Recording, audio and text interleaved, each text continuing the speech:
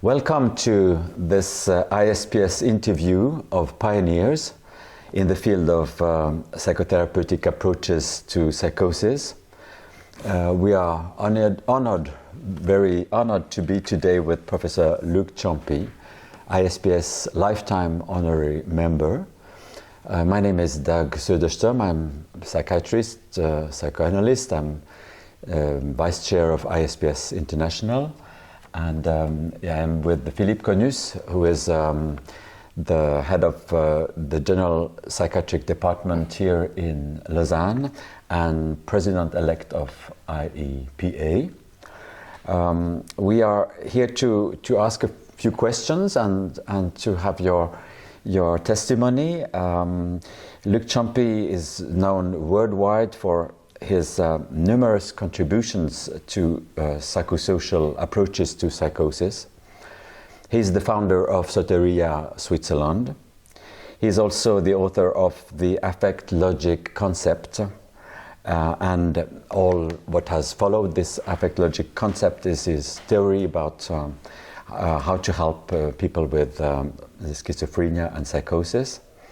And for my generation, especially also the one who has started this long-term research with Christian Müller that gave so much hope for families, for the patients, for also the psychotherapist, that in the long term there is many people that are evolving in a very favorable situation in the future. So we would like to ask you a few questions. Maybe the first of all the question would be, how did you become so inspired? So how did you meet the psychosis situation or problem? And how did you become so involved in the psychotherapeutic approaches of psychosis right at the beginning? Well, thank you, Dag, for this nice introduction. I feel very honored and happy also that you are interested in my view of these evolutions. So, your first question is how I became involved and interested in psychosis. In fact, this is a very long story. I could begin nearly with birth. Because in my childhood, during my childhood, I was heavily confronted with the problem of psychosis. My mother was psychotic and became psychotic, and this, of course, gave a lot of... I started then to study medicine, became a psychiatrist without the connection to this, without a conscious connection to this a little bit heavy start in life. But when I then decided to specialize in psychiatry, this was in 57, I started my education as specialist in psychiatry in the University Hospital in Bern. And this was a big state hospital where, of course, there were a lot of chronic psychotic patients which have been in the hospital for 20 years, for 30 years, and which had, aside their psychotic symptoms, had also a heavy hospitalism syndrome, of course. But this was my first connection, professionally with psychosis. I could to say a lot of very strange and funny anecdotes, but I think we have not the time for this. And then when I finished specialization, I came here to Lausanne as the head of, with Christian Müller, one of the big pioneers of the psychoanalytic and psychodynamic treatment of psychosis. He was setting up a program of research, long-term catamnestic research. You mentioned it earlier. about during 20, 30, 40 years of evolution, what did these people become? I became the chief of this research program, conducted it during about 12 years or so, and we had all kinds of diagnostic groups, but the one who with time became really the most important and also the most fascinating was the schizophrenic cohort. There were initially about 1,500 patients, from which about 70% or so were dead, and those from the survivors we could find in Switzerland, which lived still in Switzerland, we could find about 95%. And we could re-examine them personally, and so we saw that what even very heavily psychotic patients which have been hospitalized during years, sometimes in the old times, they were improved or were really completely remissed. What do you say? Remission is recovered. A bad recovered. They were recovered. We found about one fourth, which were completely recovered, no symptom, were conducting a normal life, and about one other fourth, which was much better. About 50% had the unfavorable course, but until then, it was only these 50% with the unfavorable course which were conscious in some way to psychiatry, because of course they came again, they were hospitalized. So this was my first confrontation and fascination for psychosis. When I came in 63 here to the University Hospital of Lausanne as chief of this research, my chief was Christian Müller. As we said, one of the real big pioneers of the psychoanalytic approach of psychosis, and we became I myself became fascinated by that. I had already beginning of a psychoanalytic education, and most of my colleagues, we founded a group which tried to follow our chief, Christian Müller, and under his supervision. And there came also other quite famous supervisors as Racamier and one or two others. Benedetti was here sometimes. So from 63 on, I think I was really immersed in the dynamic and psychoanalytic approach, but also on this background of the long-term evolution. We knew that it made sense to try, even if it was very hard. It made sense to try to do psychotherapy because the possibility of recovery existed. Mm-hmm. So you showed that with the study that actually there was a possible positive outcome of patients, and that's in this frame that actually Christian Müller and Benedetti founded ISPS about that time. How did you see ISPS? What did it bring to treatment of patients? At this moment, in my memory, which I would say I do not guarantee that everything is completely exact. But in 63 there was no ISPM. It was a group here in Lausanne of people engaged and very interested in psychotherapy of psychosis. And there were some people in the world, in Switzerland there was mainly Benedetti, Gaetano Benedetti, who at that time, I think, became professor in Basel. Then there was some people like Helm Stierlin in Heidelberg. There was Alanen, Yrjö Alanen in Finland, in Turku. Then there was also Serala in Finland. Serala. Then there was Rosen in New York. There were Arieti in New York. Well, and a little bit later came the systemic people from Milano, Selvini, and these people who all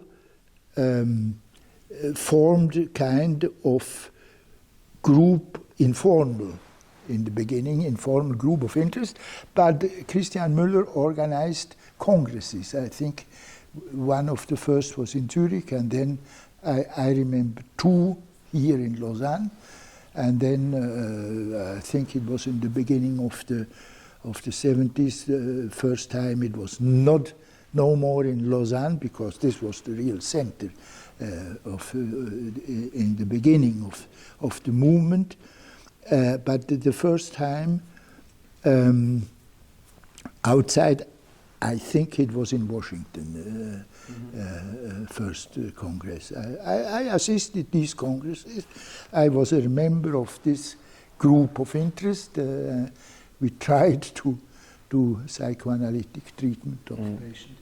So do you think this ISPS sort of was founded to group the people who were believing in a way to do psychotherapy and then to promote it? Also believing and looking for ways. It was really a pioneer time. Nobody knew how to do things. Christian Müller here in Lausanne made quite a very spectacular approach with a very heavy patient, which was several years later he was completely recovered. Was the worst patient of this hospital where we are doing this interview. But other people had other methods. Benedetti, for instance, worked very much with picturing, pictures and dreams and so on. There was Rosen in the States and had his method, very radical psychoanalytic method. There was Arieti, who was more differentiated in some way, so to say. The people in Finland, Alan and others, they had a very broad social orientation, family involved. The trialogue, which came from there, is one of the late fruits of I think, this approach. Would you say this was needed to sort of bring these people together and think about this thing that didn't exist? I'm not sure whether I understood well your question, but it was a need, you say. Absolutely. It was, the people were inspiring each other, of course, in some way, and seeing, oh, he tried this method, he tried this, how was the results? So ISPS created a forum where all these ideas could come together to sort of make this field improve, so to say. I think, yes, absolutely. This was very clearly, the field did not exist. So first it had to be created. The field was created, and then the field of interest, the field of activity, and then slowly, of course, we tried to improve it. Well, we are very interested in having your point of view on the evolution. Yes. Evolution, well, it's a little difficult to talk about the evolution in the mental health as globally, but we're also interested in evolution in what do you see for ISPS and for the future. because we think that pioneers they are always pioneers. So they could see also something about the future. So we are interested in about your point of view of evolution. We have seen the evolution of opening to psychosocial approaches. Absolutely. And I think it's been very important step, not only psychotherapy, not only families, but also the social approaches. We know that you are the founder of Soteria, so the group, how the group has come into also the field. So how do you see the evolution and the evolution of psychiatry and also of ISPM since 60 years is a big argument, of course. Yes. But globally speaking, I see this evolution with great pleasure. In the beginning, it was a small, first more or less national and then international group, and then I think toward the end of the 60s, the beginning of the 70s, it became a bigger international group. Nowadays it is, I think there are sections of ISPM more or less, not in all countries, but in many countries. So it became a worldwide movement. And I see this with really great pleasure, because in my view, you are talking about, we're also asking about the current situation and future. Currently, I think that this society is one of the very few, together with the one on early intervention and early prediction, one of the very few important international societies which really promote a global approach of psychosis and of psychiatric illness in general, I would say. With global, I mean it is not only, let's say, biological, it is not only a brain matter, also a brain matter. It is not only a social problem, but it is fundamentally a social problem, and it is what we can say,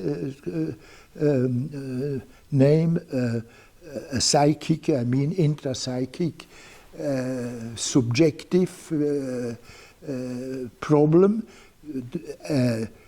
For me, these are the three pillars of understanding people: the inner life, his environment, his field of living, so to say, and of course also the not only the brain, the whole body. I think the brain and the body have not to be separated, but these are the three pillars, and pillars is correct. Pillars. And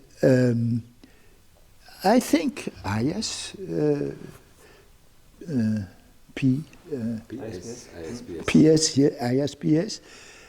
and the Society of Early Prevention are two of those who have, promote, defend this approach, which in my view is fundamental. It is not possible to take out only one of the three fields and say, this is the man. No, men are all three.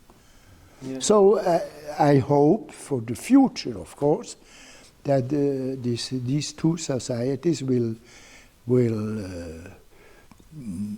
gain even more influence and be able to give a direction, an idea of how we should deal with psychosis, but with psychiatric, with mental difficulties in general. just before our meeting, we have been talking a little, and we came to the point that there is also a political issue in our field. That when thinking about or what you have done in your life, I mean, it's thinking about somebody who has been fighting also against. Against what stereotypes, against old ideas, and that also that we are in need of to understand that there is a political issue. We need to be strong. I'm quite sure that there is a political issue. One of the deep reasons is certainly that society in general, people in general, do not like psychosis, do not like psychiatry, do not like mental illnesses. It is something which you would like to deny, to not have in your life, not have in your thinking, and so on. So I think this is a very deep reason for opposition, for denial, for for whatever way of marginalization of psychiatric problems. Then, of course, this is then translates in political behaving. For instance, the money which should be put in, the way how the money should be managed for the good of profits, as it is coming out now more and more. The hospital have to be profit institutions, which to me is horrible, a horrible idea. The roads have to be a profit organization. Everything has to be. Mental illness in general, is not a field for making profit. It is field for caring people, I think. These are political ideas. These you have these ideas. You have there are different parties, as always. Some which will be more open for this kind of argumentation, and others less. And so I think it is impossible not to be also in some way, in a broad sense, politically involved. It is. Yeah. So you talked in the beginning about the role of ISPS in making psychotherapy emerge in the frame of seeing that it's possible for patients to recover, and then ISPS promoted the idea of bringing people together to develop psychotherapy. Then you talked about how it has developed, gained importance, and is there still a utility for ISPS now? What can it do to improve treatment for patients? I'm not really aware of what ISPS is doing now. Completely, I have some information, but I would say what I see is fighting in the right direction. Go on, and expand and take connections with politicians, with influent people. Try to utilize the modern communication science and communicate what you mean, your point of view. In my lifetime, I have changed my idea. I in the beginning, or a long time, I thought, well, I try to do a good work, and it will be known by itself. Today, I think it's better to say. There was one man of the Bernese administration which gave me a lesson. He said, do good work and talk about it. I think this is important. Yeah, well, that's a good conclusion, I guess. Yeah. Well, thanks so much for your time and talking about the past, in this frame where actually all of this started in a way. So thanks for coming and sharing this with us. Thank you very much. Thank you very much for your interest.